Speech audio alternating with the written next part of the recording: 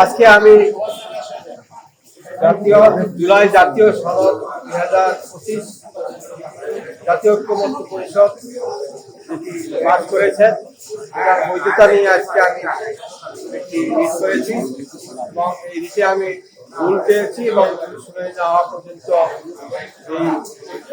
এই জাতীয় সনদ 2025 আমাদের সংবিধানে যে জাতীয় ঐক্যমত্য যে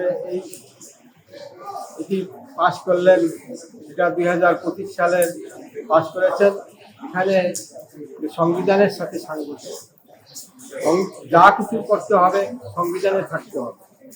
উচ্চকক্ষে 100 আসন সংবিধানে নাই, সুতরাং এখন যে নির্বাচন হলো 100টি আসন জামাত এবং বিএনপি ভাগ বাটোয়ারা করবে এবং দলীয় লোকদের মনোনয়ন দিবে এবং জাতীয় অর্থের অপচয় হবে। এবং সংবিধান হলো যে কোনো বিষয় সংশোধন করতে হলে, অ্যামেন্ডমেন্ট করতে হলে 2/3 মেজরিটি সংসদে পাস করতে হবে, তারপরে যে কোনো সংবিধান সংশোধন করতে পারে।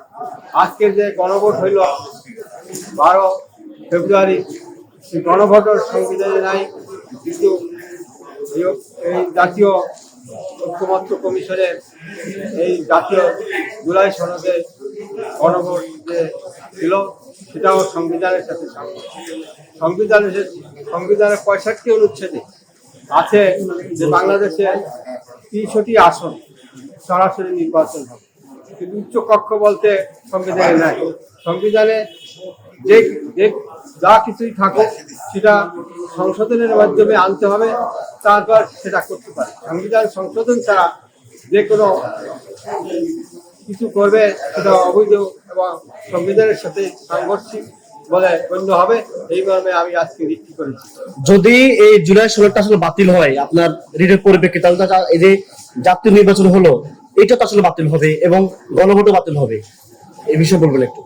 এটা এই সনদ যদি বাতিল হয় তাহলে এই সনদটা বাতিল হলো, নির্বাচনটা বাতিল হবে কিনা সেটা যদি আলাদাভাবে কেউ রিট করে এবং কোর্ট যদি রায় দেয় তাহলে হতে পারে, কিন্তু এই রিটে জুলাই সনদ বাতিল হলে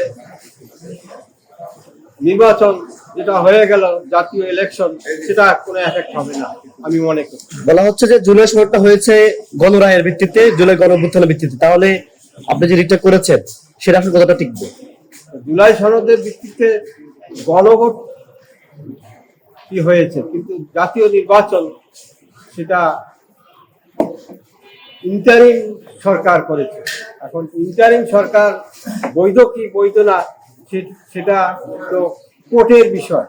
কোর্ট বৈধ ঘোষণা করতে পারে, অবৈধ ঘোষণা করতে পারে যদি কেউ রিট করে। যে কবে শুনানি হবে একটু বলে দেন। আগামী সপ্তাহে শুনানি হতে পারে। জি, ধন্যবাদ।